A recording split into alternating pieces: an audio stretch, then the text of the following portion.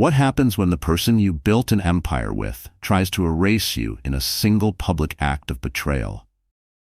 Tonight, we delve into the story of Maren Ellis, the silent architect behind tech mogul Devin Aldridge's meteoric rise at San Francisco's most exclusive charity gala, in front of the city's power brokers and media sharks. Devin made a declaration. He stood on stage, a champagne flute in hand, and introduced his young, glamorous mistress as his wife. But he made one fatal miscalculation. He assumed the real Mrs. Aldridge would crumble. He forgot who she was. This isn't a story of a woman scorned. It's the story of a queen, taking back her kingdom, one devastatingly brilliant move at a time. Stay tuned. The silence in their Nob Hill penthouse was a physical entity. It had weight and texture, a cold, smooth surface like the marble floors that stretched through the cavernous space. It was a silence bought and paid for by Nexium Systems, Devin Aldridge's technology empire, a name that evoked ancient strength for a company that traded in the ephemeral currency of data and algorithms. Maren Ellis, his wife of 12 years, had suggested the name, pulling it from an obscure Latin inscription on Roman leadership. Devin had loved it. He'd loved her mind once. Now that mind was a utility he took for granted. Like the skyline view that glittered like a carpet of fallen stars outside their floor-to-ceiling windows. Maren sat in the Eames chair in the corner of the vast living room, a first-edition copy of a Joan Didion novel resting in her lap. The book was a shield. Behind it, her mind was not on Sacramento Valley, but on the micro-expressions she had cataloged from her husband over the past 6 months. The slight, almost imperceptible tightening at the corner of his eye when she entered a room unexpectedly. The way his thumbs swiped left on his phone screen with a practiced, furtive speed. The new vocabulary of corporate jargon peppered with phrases he'd clearly borrowed from someone else. Someone younger. Someone more digitally fluent. Devin paced by the windows, his own phone pressed to his ear. He was a man sculpted by success. Custom Ermenegildo Zegna suit, a Lindy Werdelin watch that was a subtle nod to his 7-figure bonus. A predatory energy he had once turned on the world for them, but which now felt perpetually aimed in her direction. "No, Carter, the valuation is non-negotiable," he said, his voice a low, confident growl that had charmed boards and investors alike. "We're not just acquiring their hardware, we're acquiring their market position. It's a power play." Maren didn't look up, but her focus sharpened. He was talking about the Veritas acquisition. She had spent 3 weeks doing a deep dive analysis, dissecting their financials, patent portfolio, and supply chain vulnerabilities. She had flagged a critical issue, a dependence on a single-source materials provider in a politically unstable region. She had written a 12-page memo outlining the risk and recommending renegotiation or a structured escrow account to protect their position. "They'll cave," Devin continued, oblivious to the architect of his strategy sitting 10 feet away. "We have all the leverage." He hadn't read the memo. She knew it with a certainty that was as cold and hard as the pit in her stomach. It settled in her chest like stone, a quiet confirmation that she had been rendered invisible. Her brilliance reduced to background noise in a narrative he no longer believed she belonged in. Most likely, he'd had his new assistant, the one with the blinding white teeth and a master's in brand architecture, summarize it in 5 bullet points. Or maybe it was Sloan Mercer. Even the name sounded like a department store knockoff fragrance. Maren had found her Instagram profile months ago. It was a curated masterpiece of ambition. Sloan on a yacht in Portofino, Sloan at a gallery opening in Sausalito, Sloan sipping a macchiato at some offensively minimalist cafe. A laptop open in front of her with the faint Nexium Systems logo visible on the screen. She called herself a strategic communications consultant, a title as vague as it was trendy in their world. She was also, Maren knew, the reason for the late-night calls Devin took from the balcony and the lingering trace of Baccarat Rouge 540 that clung to his suits. The scent used to mean him. Now it meant her. And that shift, more than anything, made Maren feel like a stranger in her own life. Devin ended his call and tossed the phone onto a glass table with a sharp clack, the sound reverberating in the stillness of the room. "Big night tomorrow," he said, striding over to the bar and pouring himself a whiskey. He didn't offer her one. He hadn't in a long time. The Astra Gala, Maren said finally, closing her book and marking the page. I was looking at the auction catalog. The Matisse sketch is interesting. It's a circus, he replied, waving a dismissive hand. Same people, same checks, trying to feel like they matter. Listen, about tomorrow. He swirled the amber liquid in his glass, eyes fixed on the ice, not her. I think you should sit this one out. The pit in her stomach turned to ice. Oh, I thought we were co-chairing the tech sector donations. I was the one who secured pledges from half of Silicon Valley, she thought. Things are shifting, Maren. The brand, the image, it's about forward momentum now. Youth, energy. He finally looked at her, gaze calculating, like she was a piece of decor he was considering replacing. Replacing your style. It's classic, timeless, and that's great. But we need to project dynamism. Sloan Mercer, she's handling our PR for the event. She thinks we need a more unified front. Unified front. The corporate euphemism was so insulting, it was almost comical. He was telling her to stay home so he could bring his mistress. The audacity, the sheer unfiltered hubris was breathtaking. Maren felt a strange calm descend over her. The hurt was still there. A deep, tectonic ache, but it was being overlaid by something else. A cold, crystalline anger. She had been a ghost in this marriage for the past year, an uncredited co-author to his success story. He thought she was a part of the decor, elegant but faded. He had forgotten that she designed the house. I see, she said, her voice betraying nothing. You need to project a certain image. I understand completely. He looked relieved, even a little surprised she wasn't arguing. Thank you for understanding, Maren. It's just business. Of course, she said, rising from her chair with a grace he no longer noticed. She walked toward their bedroom. Her back was straight, her steps measured. Devin, already turning his attention back to his phone, missed the look in her eyes. It was the look of a strategist who had just seen the entire battlefield with perfect clarity. He thought he was making a power play. He had no idea he had just handed her the opening move in a war he didn't even know was coming. Later that night, long after Devin had fallen asleep in one of the guest rooms, a habit he'd developed over the past few months, Maren sat at her vanity. She wasn't looking at her reflection. She was looking at her phone. She scrolled past the dozens of unread messages from friends and acquaintances and opened a secure, encrypted messaging app. Only 3 contacts appeared. The first, a private investigator she had hired 2 months earlier. The second, a man named Charles Denning, a legendary but reclusive financial journalist. The third, a woman named Florence Ward, the 80-year-old matriarch of one of San Francisco's oldest and most respected philanthropic families. She typed a message to Florence. Florence, my apologies for the late hour. About the gala tomorrow, I have a small surprise I'd like to announce. Will you still be presenting the keynote address before the main auction as planned? The reply came back almost instantly. For you, my dear, I'd wrestle the microphone from the mayor himself. What do you have in mind? Maren smiled, a slow, dangerous curve of her lips that the mirror reflected back at her. Devin wanted to project a new image. She would help him. She would give him, and all of San Francisco, an evening of branding they would never forget. The Empress Grand Ballroom was a cathedral of obscene wealth. Gilded Rococo plasterwork dripped from the ceiling, and chandeliers the size of compact cars shed a brilliant, diamond-hard light over the city's elite. The air was thick with the scent of 1,000 competing perfumes and the low hum of self-congratulation.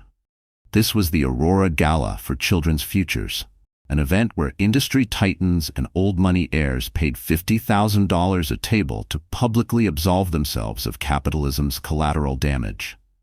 Devin Aldridge arrived with Sloan Mercer on his arm, and a tidal wave of flashbulbs preceded them.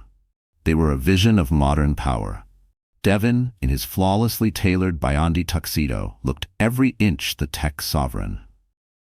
Sloan was breathtaking in a crimson sequined gown that was less a dress and more a declaration. It clung to every curve, plunged daringly at the neckline, and was clearly chosen to be photographed.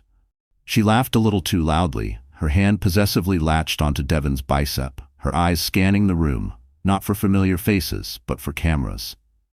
There was a hunger in her presence, the kind that couldn't be taught, only sharpened over years of watching from the sidelines, waiting for her turn in the frame.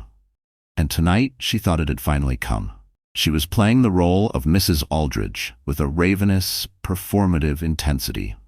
They made their way to the central table, where Devin was holding court with a U.S. senator and the CEO of a rival tech firm. He leaned in, his voice carrying just enough for those nearby to hear. "Senator, I'd like you to meet my wife, Sloane." He beamed, eyes shining with rehearsed pride. "The brilliant mind behind our new philanthropic strategy." The senator, a man who had known Maren for years and had once sought her guidance on tech policy, blinked in confusion. He glanced from Sloane's dazzling but vacant smile to Devin, a question mark hanging silently in the air. But Devin's sheer confidence was a force of nature. He barreled past the awkwardness, launching into an anecdote about a recent trip to Davos, with Sloane nodding along as if she'd been there. The lie was so brazen, so audacious, it almost generated its own reality. People were confused. They whispered, but no one dared to challenge Devin Aldridge at the apex of his power. It was precisely at that moment of manufactured triumph that Ellis arrived. She didn't make an entrance, she simply appeared. While Sloane was a firework, Maren was the night sky. She wore a gown of deep midnight blue silk, a custom creation by a couturier so exclusive, he didn't even have a label. It was deceptively simple, with a clean, sculptural silhouette that whispered of obscene cost rather than shouted it. Her only jewelry was a pair of sapphire and diamond earrings that had belonged to her grandmother and a single platinum band on her left hand. Her hair was pulled back in a severe, elegant chignon. Her face was calm. Her expression serene. She radiated a stillness that was more commanding than any noise. She didn't walk directly toward Devin's table. Instead, she entered and paused, allowing the room to register her presence. A photographer from the Chronicle, a veteran who recognized true presence when he saw it, turned his lens away from Sloane and took a single, perfect shot of Maren standing alone. The whispers in the ballroom changed frequency. They shifted from puzzled murmurs to sharp, electric gossip. "To Mrs. Aldridge's, what was happening?" Devin saw her. His smile faltered for a fraction of a second, a micro crack in the polished facade. A muscle in his jaw twitched. Sloane, following his gaze, saw Maren. Her perfectly composed smile tightened, and for a heartbeat, a flash of venom crossed her eyes, before it was quickly replaced by practiced indifference. Maren ignored them. Her gaze swept the room, and then she began to move.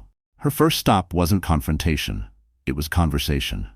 She approached a table where Charles Baring, a notoriously grouchy hedge fund manager, was sitting. "Charles," she said, her voice a warm murmur, "I was so pleased to see the Baring Foundation was a lead sponsor tonight." Charles, who had been scowling at his soup, looked up. "Maren, I didn't expect to see you," Devin said. "Business is business," Maren replied smoothly, offering him a knowing look that absolved him of any discomfort. "But philanthropy is personal. I wanted to thank you personally for your guidance on the offshore fund structuring for the endowment. Your advice was invaluable." Charles's chest puffed out a little. "Just common sense, my dear. Glad someone listened." It was a subtle dig at Devin, who had brushed off Charles's advice at a Hamptons brunch the previous summer. Next, she moved to the opposite side of the ballroom, where she found Florence Ward, the matriarch, holding court. Florence's sharp, ancient eyes twinkled the moment she saw her. "There she is," Florence boomed, her voice cutting clean across the nearby tables.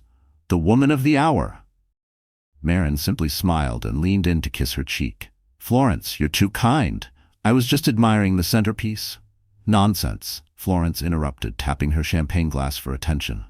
"Everyone, you all know Maren Ellis, of course." "What you may not know," Florence continued, "is that it was her tireless behind-the-scenes work that secured the matching grant from the Pierce Foundation. No press release, no photo op, just quiet, brilliant effort, the way it ought to be done." A ripple of genuine applause passed through that corner of the ballroom. Devin, watching from his table, felt a sudden prickle of unease. He had taken credit for the Pierce grant in a Wall Street Journal profile. Sloane, sensing the spotlight shifting, tried to reclaim it. She stood and floated over to a nearby cluster of social media influencers, her crimson dress blazing under the chandeliers. "Isn't this event just everything?" she gushed, pulling out her phone for a selfie. "Giving back is the new luxury, you know?" One of the influencers, a sharp-eyed young woman who ran a popular tech gossip site, glanced from Sloane to Maren and back again. "We're a little confused," she said, voice syrupy sweet. "Devin just introduced you as his wife? But that's Ellis. She's on the museum's board." Sloane's smile didn't falter. "Oh, you know Devin," she replied with a breezy, practiced laugh. "He's a visionary. He lives in the future." It was a terrible, clumsy save, and everyone in the group knew it. The performance was unraveling. Maren's masterstroke came during her quiet conversation with Marcus Thorne, Devin's number 2 at Nexium Systems, the man Devin had been on the phone with the night before. She found him near the bar, looking visibly uncomfortable. "Marcus," Maren said gently. "Maren, I'm sorry. I had no idea," he stammered. "There's nothing to be sorry for," she replied, her gaze steady and calm. "Devin is making a statement, but I wanted to talk to you about another statement, the one Veritas Labs is about to make when their sole cobalt supplier defaults on the next shipment." Marcus's face went pale. "I assume Devin shared my memo about the political instability in the region?" "What memo?" "The 12-page risk analysis I emailed him 3 weeks ago," Maren said evenly. "The one advising a 40% price buffer and recommending a secondary supplier before finalizing the acquisition." "He did get that, didn't he? Because if he signed the deal on the original terms, your entire hardware division is exposed, and shareholder value could take a 9-figure hit." Marcus looked like he might be sick. He mumbled something unintelligible and hurried away, already pulling out his phone. His fingers flew across the screen. Maren hadn't raised her voice. She hadn't cried. She hadn't caused a scene. She had simply walked through the room and dismantled her husband's empire, piece by piece, with the quiet, devastating precision of truth. The seeds were sown. All she had to do now was wait for the harvest. The main course, filet mignon that cost more than most people's weekly grocery bill, was being served, but few were eating. The atmosphere in the Empress Grand Ballroom was electric, the air humming with unspoken tension. Devin Aldridge, who had begun the evening as a conquering king, now looked like a man seated on a throne of ice, melting rapidly beneath him. He could feel the shift. The fawning admirers had morphed into curious onlookers. Respectful deference had curdled into hushed speculation. He kept shooting furious glances across the ballroom toward Maren, who was now seated at Florence Ward's table, looking perfectly at ease, engaged in animated conversation with a Nobel Prize-winning economist. She looked radiant, powerful, and utterly indifferent to him. It was that indifference that cut deepest. Sloane, for her part, was frantically trying to reinforce their crumbling narrative. She table-hopped, laughing too loudly, her touch lingering on forearms just a little too long. What had seemed like glamour on arrival now looked exactly like what it was, a cheap imitation. "Devin is just so passionate about changing the world," she said brightly to a steely-faced woman who ran a multi-billion-dollar private equity firm. "That's what I love about him. His vision is just so big." The woman, Patricia Lawford, regarded Sloane with the detached interest of a biologist studying an unusually flashy insect. "His vision," she said, her tone dry, "has historically been tempered by Maren's pragmatism. She's the one who talked him out of that disastrous social media acquisition 5 years ago, saved him $500 million. I know because I was about to short the stock." Sloane's smile faltered. She had no idea what Patricia was talking about. "Well, the future is now," she offered weakly, before retreating back to Devin's side. "These people are so stuffy," she whispered to him, her voice tight with frustration. "Just smile and look beautiful," Devin hissed back, his own smile frozen in place like a painted mask. "That's your job." The public humiliation was a slow burn, a fire built with expertly placed kindling. Charles Denning, the financial journalist, stood nearby observing the scene with undisguised delight. He had been watching Nexium Systems for a while, suspecting its meteoric rise was riding on unsustainable risk. He watched Marcus Thorne frantically whispering to 2 other board members. Their faces were grim. He saw the cold shoulder Devin received from Charles Baring. He saw the genuine warmth and respect flowing toward Maren. There was no need for a press release. The story was writing itself, in the posture, the glances, the body language of the most powerful people in San Francisco. The breaking point came during the live auction. The auctioneer, a flamboyant man with a flair for theatrics, was trying to generate excitement for a week-long stay at a private villa in Tuscany. "Do I hear 200,000? He called out, his voice ringing through the suddenly still ballroom. From the back, a voice called, 100,000, and only if the plumbing's been updated since the Renaissance. Laughter rippled through the ballroom. The voice belonged to Harrison Keene, a witty, razor-tongued art dealer known for his scathing humor.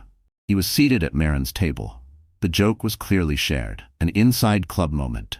And Devin and Sloane were not in the club. Devin, watching his grip on the evening slip completely, decided to force the narrative. He stood abruptly, snatched the roving mic from a startled event assistant, and strode toward the stage. "Friends, colleagues," he began, his voice booming unnaturally through the speakers.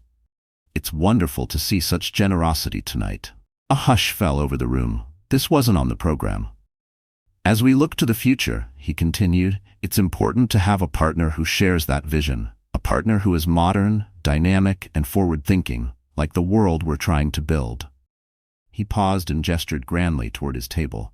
"And I am the luckiest man alive to have that partner, in my incredible wife, Sloane Aldridge." He waited for the applause. None came. Instead, there was a dense, suffocating silence. People froze, their gazes bouncing from Devin on stage to Sloane, who was trying desperately to look modest, to Maren, who had not moved an inch. She simply took a sip of her water, her expression unreadable. Devin faltered. The silence was his condemnation. He had overplayed his hand so spectacularly that he managed to unite a room full of cutthroat rivals and icy allies in a single moment of collective second-hand embarrassment. He tried to recover. "Sloane and I are pleased to announce a new initiative, the Aldridge Foundation for Digital Innovation." With a founding pledge of $20 million, Devin had expected gasps. He got a few polite, scattered claps. The amount, while substantial, felt like a desperate gambit. It was blood money meant to buy back his image. As he stood there, stranded in the spotlight, the applause already fading, the moment slipping through his fingers, the auctioneer quickly stepped in to regain control. "Thank you, Devin." A magnificent gesture. And now, before we continue with the auction, we have one final, very special announcement this evening. I'd like to invite to the stage the woman who has been the heart and soul of this gala for the past 5 years, the esteemed matriarch of San Francisco philanthropy, Mrs. Florence Ward. Florence, regal in a Chanel tweed suit, walked slowly to the podium, leaning on a polished mahogany cane. The applause was thunderous, genuine, a deafening contrast to the tepid clapping that had greeted Devin's announcement. Devin was forced to retreat to his table, his face a stormy mask of fury. Sloane reached for his hand, but he yanked it away. The unraveling was complete. The lie had been told, and no one believed it. All that remained was for the truth to deliver the killing blow. Florence reached the podium and adjusted the microphone, her movements as slow and deliberate as a Supreme Court justice taking her seat. The applause that greeted her wasn't just respectful, it was a collective exhale of relief. The room, thrown off balance by Devin's clumsy spectacle, was being realigned by a figure of unquestioned authority. Florence was old money, old power, old everything.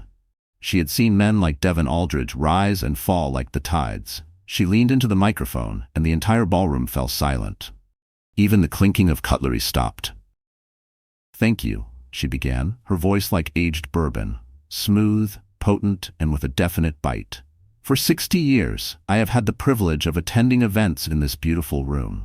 I have witnessed declarations of love, of war, and most frequently, of spectacularly large egos."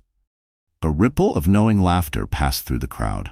Her sharp eyes swept the room, not lingering on Devin's table, but letting everyone feel the cold flick of her disapproval as her gaze passed by. "Tonight," she continued, "we gather under the banner of philanthropy. It's a wonderful word. It means literally the love of humanity. A simple concept." She paused. "And yet, in our modern age, it has become complicated, entangled with branding, with marketing, with the laundering of reputations." The words hit like a thunderclap. Devin, who had just tried to use a $20 million pledge to bleach his public image, felt his collar tighten. Sloane's frozen smile remained fixed in place, brittle, painted on. "Legacy," Florence said, her tone sharpened to a blade, "is not built on what you claim. Florence's voice dropped slightly, drawing the entire room inward. Legacy, she said, is not cemented with a press release or a well-timed photo op. It is built on what you create. It is forged in the quiet hours of dedicated work, in the intellectual rigor of identifying a problem and the courage to propose a solution, even when that solution is neither the most profitable nor the most popular. She let the words hang in the air. The room was filled with people who understood profit. The idea of prioritizing anything else was foreign and utterly fascinating. For the past several years, we've celebrated a new form of creation, the digital world. A staggering, globe-spanning architecture of connection and information, built by brilliant, ambitious minds. She paused. But creation without contemplation is a dangerous thing. We've built a global village and forgotten to write any laws. We've handed our children the keys to the kingdom without teaching them how to rule. We've celebrated the disruptors but failed to manage the disruption. The room was frozen in rapt attention. This has created a deficit, not a financial deficit, but an ethical one. At Maren's table, the Nobel-winning economist was nodding slowly, his expression captivated. Patricia Lawford was furiously scribbling notes across a linen napkin. This wasn't a charity speech. It was a manifesto. It is my distinct honor tonight to announce the launch of an institution devoted to addressing that deficit. An institution not built on ego, but on intellect. Not on branding, but on a genuine love of humanity. The tension in the room was razor sharp. Everyone felt it. Something seismic was about to happen. Therefore, Florence said, her voice strong and clear, it is my profound pleasure to announce the formation of the Ellis Institute for Digital Ethics. The name dropped into the ballroom like a bomb wrapped in velvet. Ellis, not Aldridge. Maren's maiden name. The shock was immediate and thunderous. A collective, audible gasp swept through the room. Whispers exploded like brushfire. Devin looked as though he had been shot. The blood drained from his face, leaving a chalky mask of disbelief. He turned his head slowly, mechanically, toward Maren. She remained perfectly still, a serene island in a sea of chaos. Sloane's hand flew to her mouth, her eyes wide with horror. The carefully constructed fantasy she'd been living in for 6 months had just gone up in smoke. Florence held up a hand for silence, a gesture of pure command. The Ellis Institute is launching with an initial endowment of $75 million. If the first announcement had been a bomb, this was the shockwave. The room erupted. 75 million. It was a number that demanded reverence, even in this rarefied atmosphere. It dwarfed Devin's pledge, reduced it to noise, almost insulting. Charles Baring let out a low whistle. Charles Denning, the journalist, was grinning like a Cheshire cat, scribbling feverishly into his notebook. This wasn't just society gossip anymore. It was front-page material in the Financial Times. This founding endowment, Florence declared, her voice slicing through the noise like a bell, comes from the private family trust of its founder. It is her money, earned and managed with a foresight that, I must say, is truly breathtaking. Murmurs rippled through the crowd. This wasn't just philanthropy, it was a declaration. A woman had built this legacy in the shadows, and tonight she had stepped fully into the light, unapologetically claiming her place at the helm of change. The implication was sharp and unmistakable. This wasn't Aldridge capital. This was Ellis power. Florence's smile turned triumphant. I am also proud to announce that my own family's Ward Foundation, along with the Baring Foundation, she nodded to a glowing Charles Baring, and several other key partners represented here tonight, have already pledged an additional $50 million in matching funds for the Institute's first 5 years of operation. $125 million. The number hung in the air, dazzling.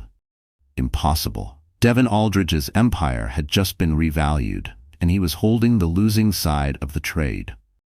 The Institute's first mandate, Florence continued, her voice ringing with the passion of conviction, will be the development and nationwide distribution of an open-source K-12 curriculum on data privacy, algorithmic bias, and digital citizenship. It will be offered free of charge to every public school district in the country. It will directly address the ethical vacuum left by the very companies who have reshaped our world, without a moment's thought for the long-term impact on our children. The audience was transfixed. This was no longer just a gala, it was a reckoning. It was a strategic masterstroke. She had framed the entire tech sector, Devin's industry, as the villain, and she had just introduced the hero who would ride in to save the day. Devin felt the ground give out beneath him. His life's work had just been rebranded as a toxin, and the antidote? It was being funded, launched, and led by the woman he had tried to erase. And now, Florence said, her voice softening, glowing with affection and pride, it is my great honor and personal joy to introduce the founder, the architect, and the visionary leader of this vital new endeavor. A woman of substance, intellect, and profound grace. Please welcome Miss Maren Ellis. The standing ovation was a physical force, a thunderous surge of sound and admiration that shook the crystal chandeliers overhead. It wasn't just applause, it was release, it was vindication, a collective verdict rendered by the room, a tidal wave of approval, not just for Maren, but against Devin. They were cheering her intelligence, her integrity, and perhaps most of all, her exquisite, perfectly orchestrated revenge. Maren rose from her seat. She walked to the stage with the same calm, unhurried grace that had marked her entrance hours ago, a lifetime ago. She shook Florence Ward's hand warmly, then turned to face the audience. Her audience now. She stood at the podium, a solitary, commanding figure in midnight blue, and waited. Waited with patient composure until the thunder of the applause softened.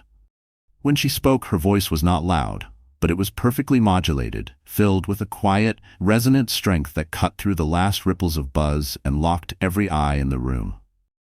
Thank you, Florence, she began, her voice steady. And thank you all. For 12 years, I have had the privilege of a front-row seat to the shaping of the future.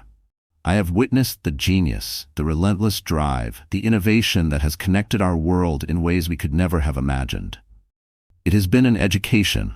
She paused, letting her gaze sweep across the room, a gaze that was direct, inclusive, and yet managed to make Devin feel utterly invisible. But with great power, she continued, comes a profound responsibility, one that cannot be outsourced or delegated. For too long, the human cost of innovation has been dismissed as an externality, a line item on a balance sheet that is never reconciled. The Ellis Institute is my promise, and our promise, she added, gesturing toward Florence, Charles, and the other founding partners, to begin that reconciliation.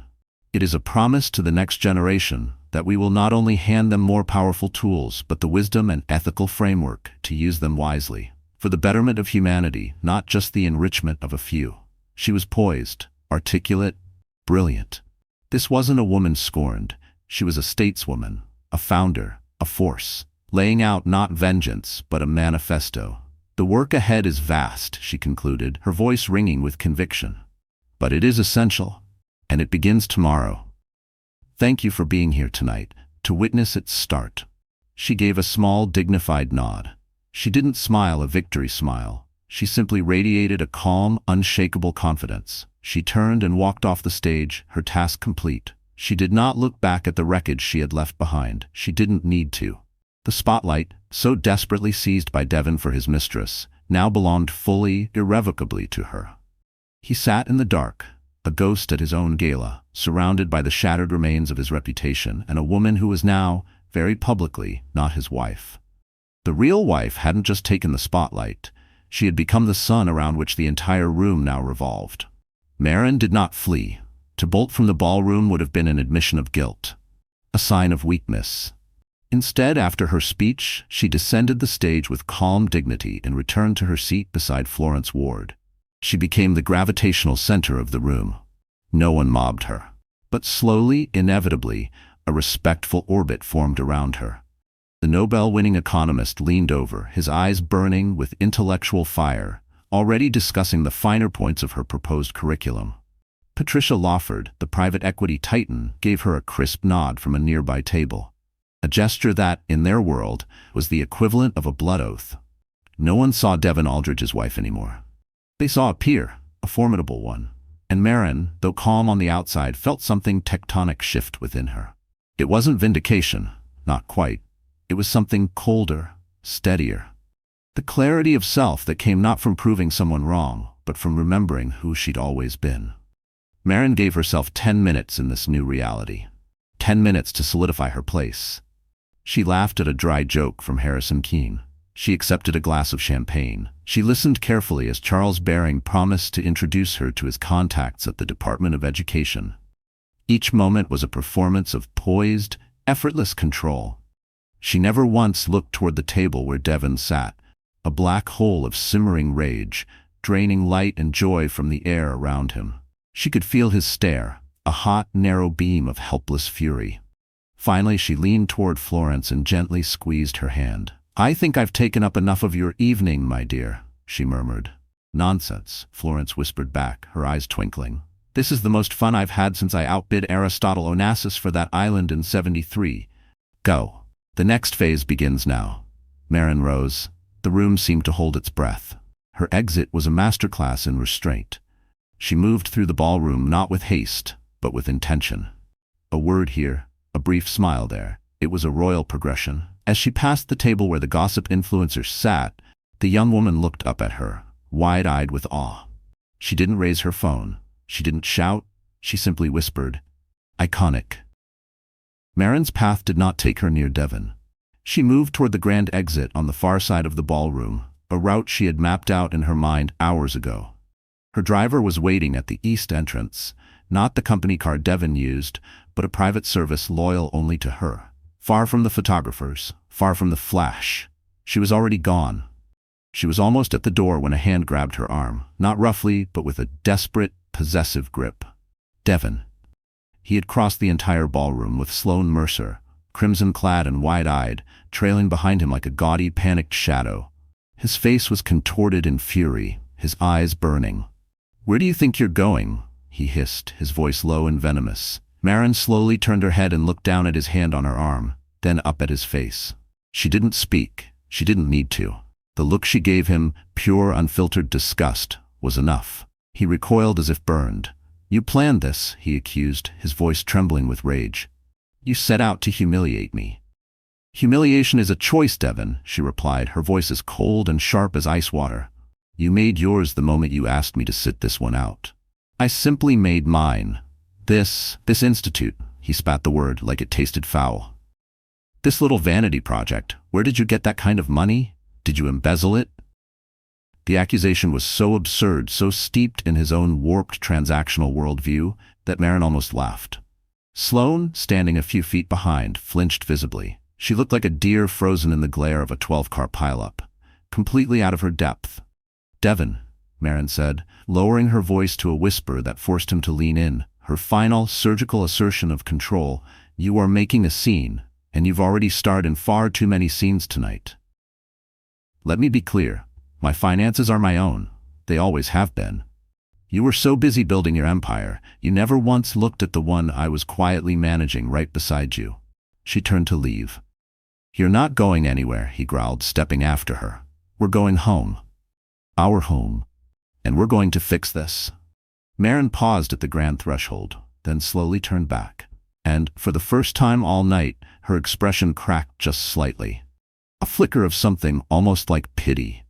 "There is no we anymore, Devin. There is no our home. I'm going to my hotel. And you're going to be very, very busy tomorrow." With that, she swept out of the ballroom, leaving him standing alone, exposed and defeated, with the entire elite of San Francisco as his unwilling audience. The car ride to the Carlisle was silent. Maren leaned her head back against the cool leather seat and closed her eyes. The adrenaline of the evening had begun to ebb, leaving behind a hollow, aching exhaustion. This wasn't a victory to toast with champagne. It was an amputation. Bloody. Painful, but essential. She had booked the presidential suite weeks ago, under a pseudonym, just in case. Her bags, packed earlier by a discreet service, were already hanging in the closet. The suite was a world apart from the cold, modernist glass box she had once shared with Devin. It was old-world elegance. Deep wood paneling, lush velvet drapes, priceless antiques. It felt like sanctuary, a fortress. Maren had just removed her sapphire earrings and placed them carefully on the mahogany dresser when the intercom buzzed, sharp, insistent. The front desk. "Miss Ellis, I'm terribly sorry to disturb you. There is a Mr. Aldridge in the lobby. He's being quite insistent about coming up." Maren walked to the window. 34 floors below, the lights of San Francisco glittered like fallen stars. A city of millions, and all she felt was profound solitude. "Tell Mr. Aldridge," she said, voice cool and composed, "that Miss Ellis is not receiving visitors. If he refuses to leave, you have my permission to involve hotel security." There was a pause. Then, a new voice, rough, desperate, cut through the intercom. Devin had obviously seized the phone from the concierge. "Maren, let me in. We need to talk. You can't do this." She calmly pressed the button to end the call. He was used to his voice carrying weight, commanding rooms, controlling the outcome. The silence he now met would enrage him more than any confrontation. 20 minutes later, it happened. The inevitable. A furious pounding on her suite door. He must have bribed or bullied his way past the front desk and security. Maren took a deep breath. She walked to the door, her silk gown whispering over the marble floors. She did not open it. "Go away, Devin," she said evenly through the thick door. "Open this damn door, Maren. You owe me an explanation after everything I've given you." "What you've given me." Her voice was quiet, edged with lethal irony.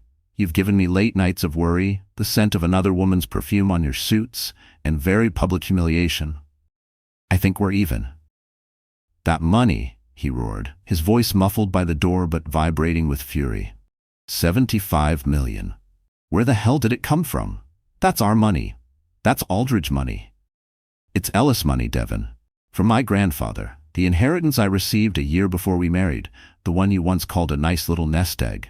I invested it. I grew it. While you were building Aldridge with leveraged debt and reckless acquisitions, I was building my own fortune, with discipline and foresight. I never touched a dollar of our marital assets. Ask your lawyers. They'll find everything is perfectly firewalled. I made sure of it. There was silence from the other side of the door. Not the angry silence of a man planning his next line of attack, but stunned, hollow silence. She had just detonated his entire perception of her. Devin had always seen Maren as an elegant accessory, a graceful extension of his image. He had never imagined she had her own arsenal. And now she pressed her advantage. "The Institute," she said calmly, "is not a vanity project. It's a direct response to the ethical rot at the heart of your industry, a rot you've chosen to ignore. While you were chasing valuations, the world was waking up to the damage your platforms were doing. The Ellis Institute is not an attack on you, Devin. It's just ahead of the curve. Something you used to be." The electronic lock clicked. A keycard. Sloan? He must have brought her. The door swung open. Devin stood in the threshold, his face twisted in disbelief and fury. Behind him, Sloan Mercer looked impossibly small and out of place, her crimson gown garish under the warm light of the suite. "You think you can just walk away?" Devin growled, stepping into the room. "And what, take half of everything I've built?" Maren didn't move. On the marble-topped console beside the entrance sat a single, elegant navy blue folder. She picked it up. "I don't want half of Aldridge, Devin. I don't want your options, or your bonuses, or the penthouse, or the Tahoe house. All of it is tainted. It's yours." She extended the folder to him. "These are the divorce papers. My lawyers drew them up last week. The terms are simple.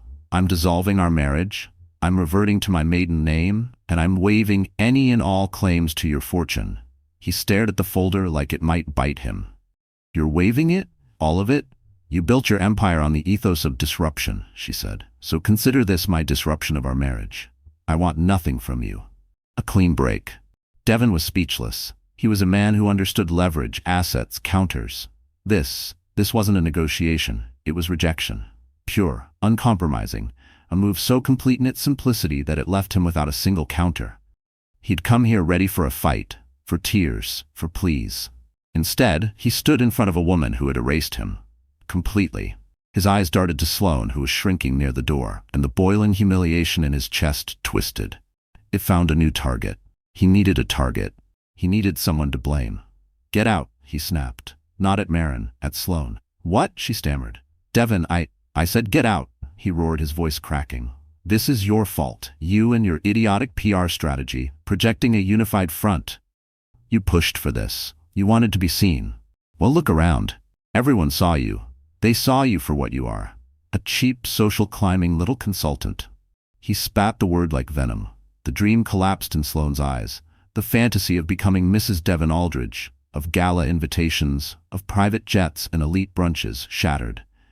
It had always been a performance, but tonight the curtain fell. And beneath the glamour and curated ambition there was nothing left.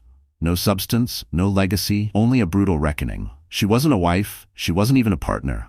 She was just a contractor, and her contract had just been violently, humiliatingly terminated. Tears streaked down her face, ruining her flawless makeup. With a choked sob, she turned and fled down the hallway.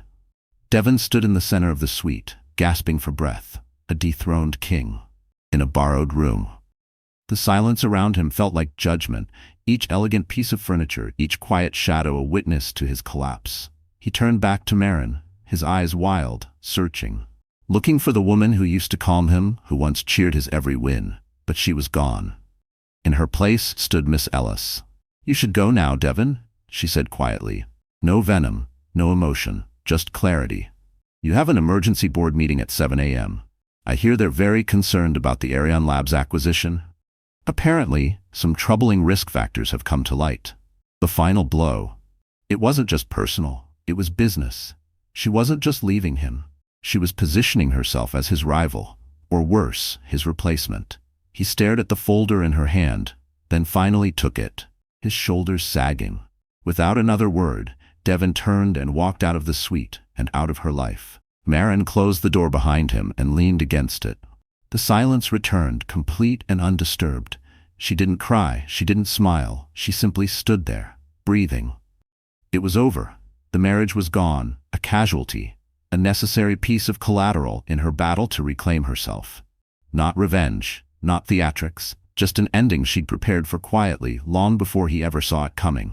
Her phone buzzed from the dresser. She picked it up, 2 new encrypted messages. The first was from Arthur Finch. "Front page of the journal, confirmed. They're running the photo of you alone. They're calling it the philanthropist's coup. Need a quote for the headline." Her phone buzzed again. The second message was from Marcus Thorne. "The board is in panic mode. They want to know your price to consult on the Arion deal. They want you to present your risk analysis at the 7 a.m. meeting. Name your terms, any terms." Maren walked to the massive window and looked out over the lights of San Francisco. They no longer felt cold. They shimmered like a promise, a kingdom, waiting. Not a dream inherited, not a throne gifted, but a dominion she had forged alone, in silence, beneath the shadow of another's empire. And now, finally, it was hers to claim. She thought for a moment, then typed her reply to Arthur Finch. The headline is, "The future is ethical. Maren Ellis is building it." She had won the battle. But the war for the future, that was just beginning. And so, in the space of a single evening, the axis shifted. Devin Aldridge's brazen act of betrayal had backfired in the most spectacular way possible. He hadn't just lost control of the narrative, he had become a footnote in her story. The next day's headlines weren't about his paltry donation, or the woman he introduced as his wife. They were about Ellis, the strategist, the architect. The woman who had emerged from the shadows and launched one of the most significant philanthropic ventures of the decade. Her move hadn't been born of revenge. It was something more. It was a masterclass in power, in strategy, in reclaiming identity, not through fury or spectacle, but with precision and vision and the elegant brutality of undeniable truth. She hadn't needed to tear her husband down. She simply built her castle so high that his looked like a shack in its shadow. So the story is over, dear friends. If you're still here at this hour, then maybe something in Maren Ellis's journey stirred something deep in you. Maybe it wasn't just about a woman reclaiming her name, but about anyone who's ever been overlooked, underestimated, or silenced. This story wasn't just entertainment. It was a mirror. And maybe you saw yourself in it. You see, life doesn't always give us justice when we want it, but it gives us choices. And sometimes, as in Maren's case, the most powerful thing you can do is not scream, but build. Not tear down, but rise. You cannot heal in the same environment where you got sick. That's a quote I want you to remember. Maren didn't stay in the toxicity. She created a whole new ecosystem where she could thrive. She didn't beg for validation. She didn't ask for closure. She became the closure. And in doing so, she became the author of her own legacy. There's something incredibly moving in the quiet strength she showed. It reminds us that power doesn't always have to roar. Sometimes it just has to stand firm. Sometimes the most revolutionary thing you can do is refuse to crumble. So if tonight you're watching this alone, maybe with the weight of your own silence pressing in, know this: your voice matters, your story matters, and you're allowed to rewrite your narrative. If this story meant something to you, I'd love it if you liked, shared, and subscribed. Not for the algorithm, but so someone else, maybe someone who needs this story tonight, can find it too. Because somewhere out there, someone is ready to stop being erased and start being seen. We're all just stories in the end. Let's make them count.